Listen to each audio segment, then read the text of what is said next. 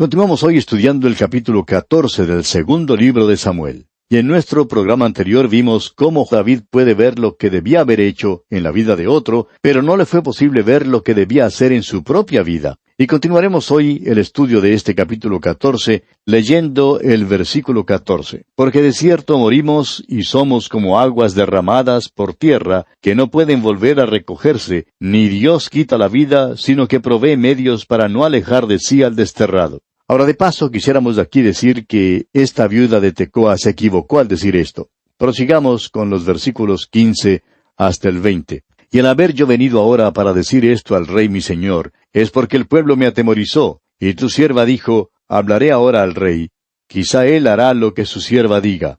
Pues el rey oirá para librar a su sierva de mano del hombre que me quiere destruir a mí y a mi hijo, juntamente, de la heredad de Dios. Tu sierva, pues, dice, sea ahora de consuelo la respuesta de mi señor el rey, pues que mi señor el rey es como un ángel de Dios para discernir entre lo bueno y lo malo. Así Jehová tu Dios sea contigo.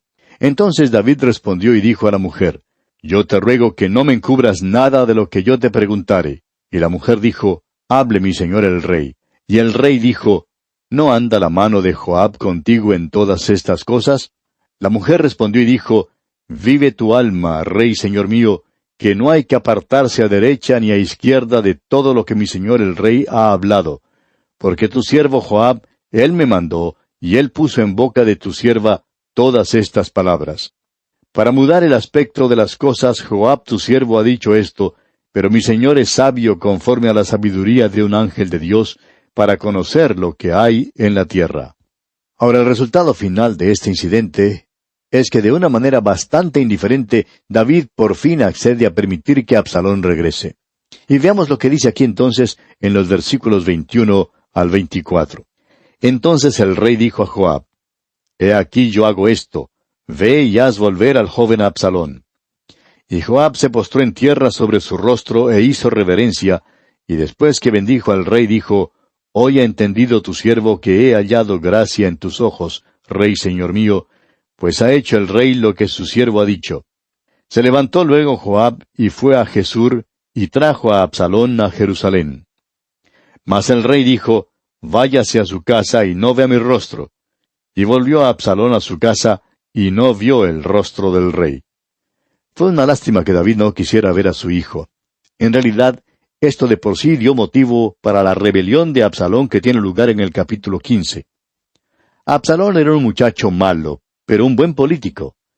Era muy vivo, aunque sumamente pícaro.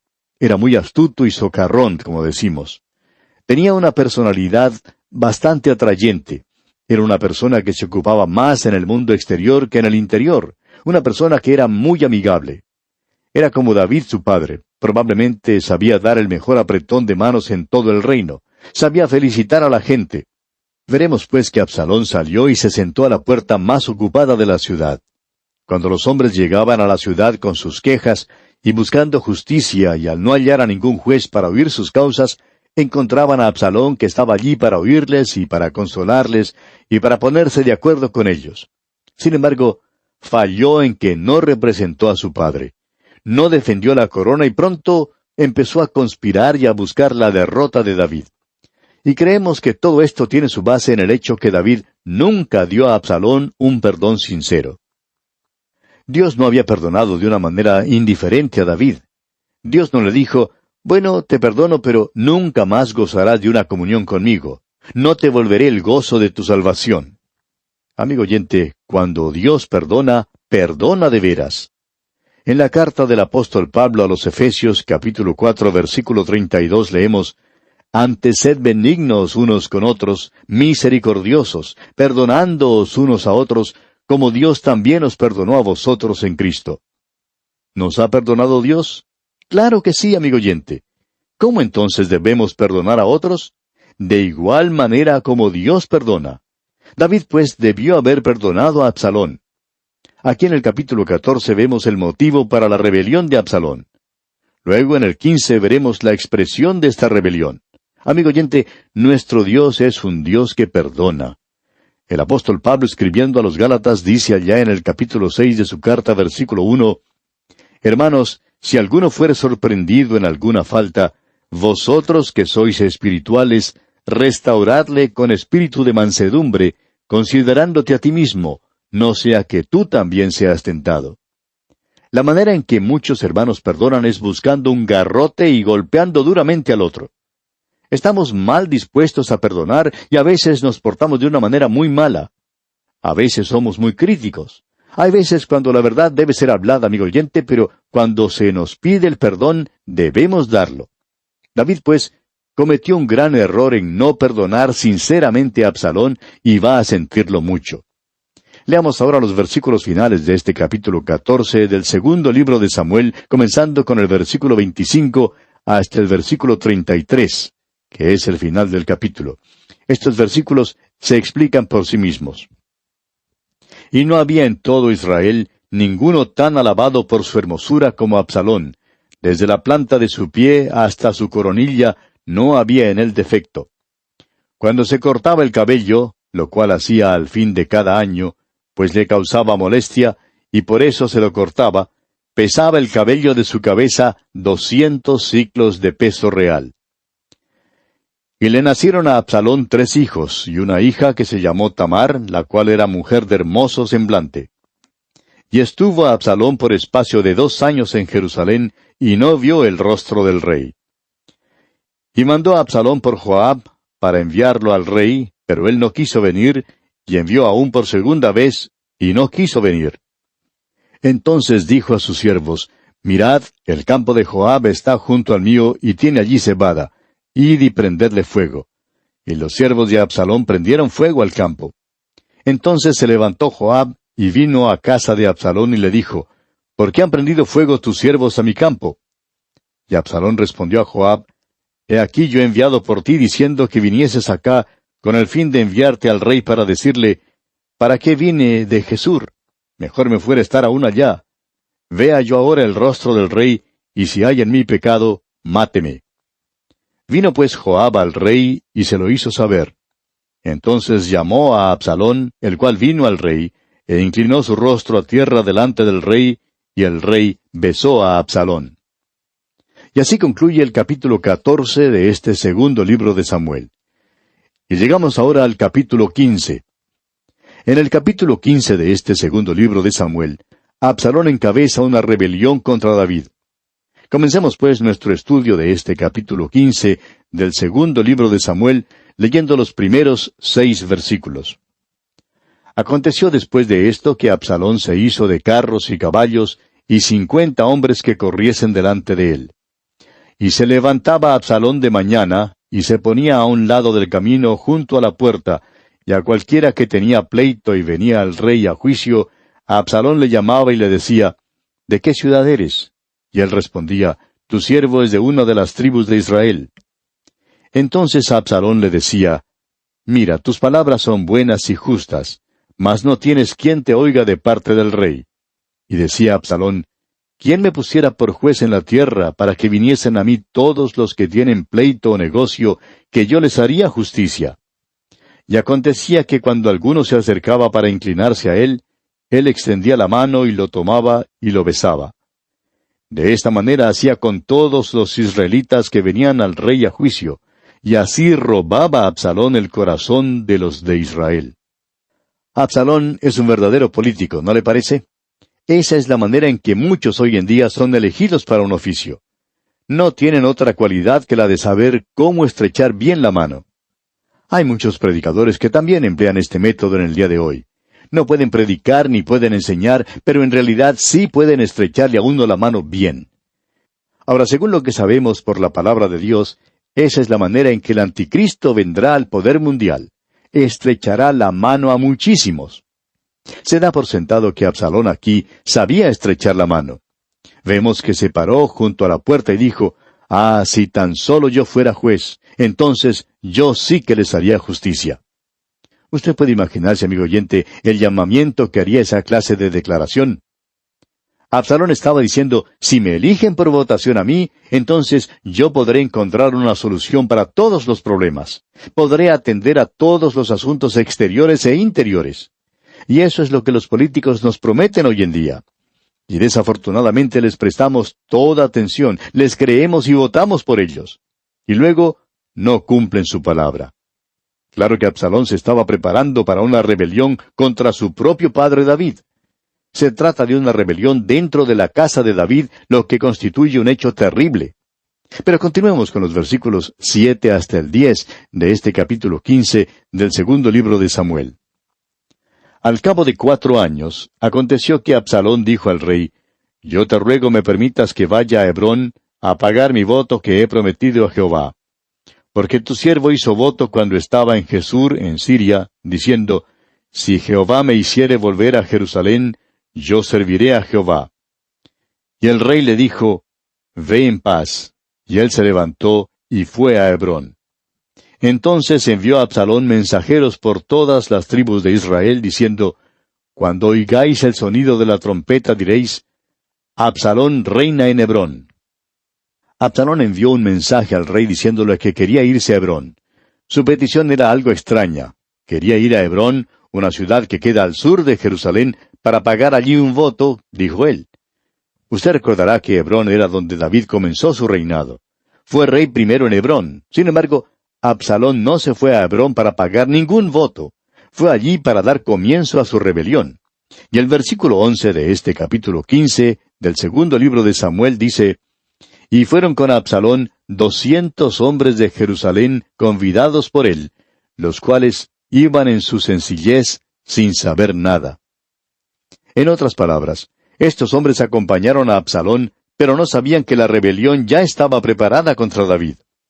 Y continuamos en el versículo 12 leyendo, Y mientras Absalón ofrecía los sacrificios, llamó a Ahitofel Gilonita, consejero de David, de su ciudad de Gilo.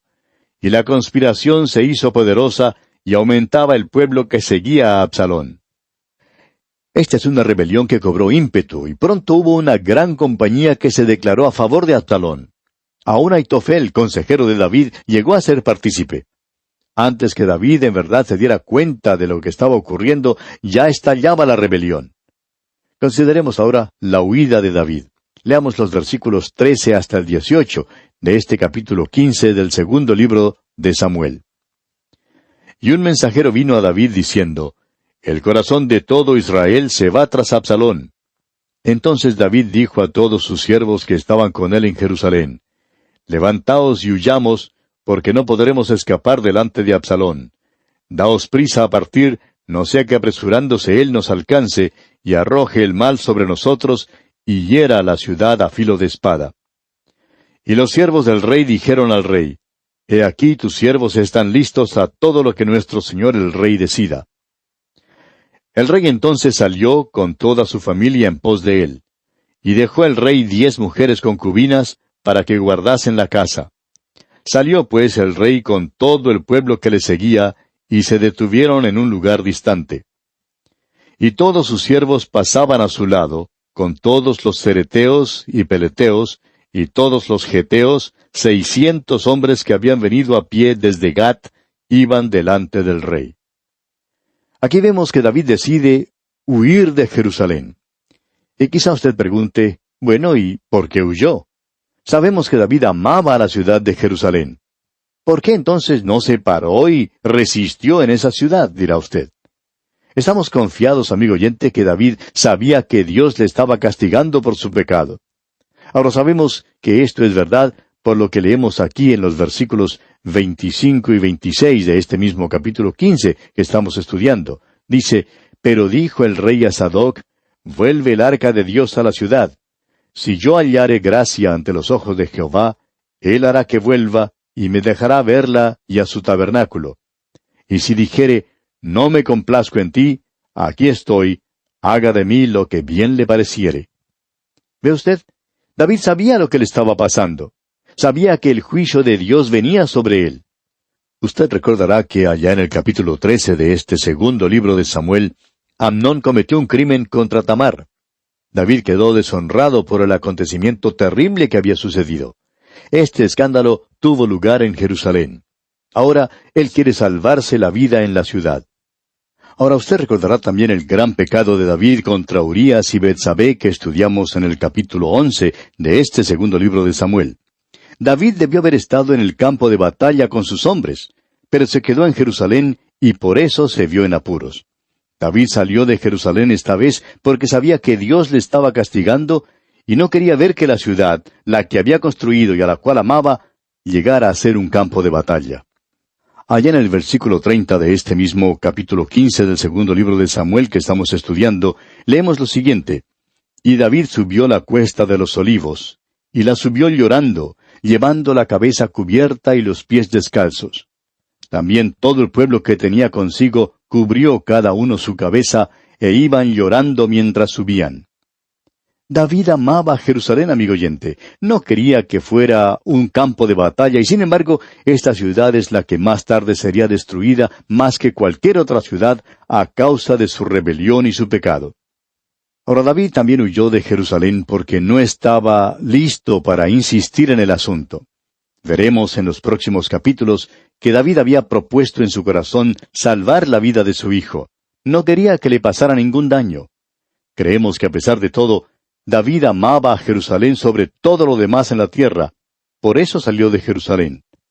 Ahora esto colocó la vida de David en gran peligro, pero él ya había estado en peligro muchas veces. Tenía más interés en su relación con Dios y con su hijo que el interés que tenía en su propia vida. Consideremos ahora la rebelión que ocurre. Leamos los versículos 19 y 20. Y dijo el rey a Itai Geteo: ¿Para qué vienes tú también con nosotros? Vuélvete y quédate con el rey, porque tú eres extranjero y desterrado también de tu lugar. Ayer viniste, ¿y he de hacer hoy que te muevas para ir con nosotros? En cuanto a mí, yo iré a donde pueda ir. Tú vuélvete y haz volver a tus hermanos, y Jehová te muestre amor permanente y fidelidad.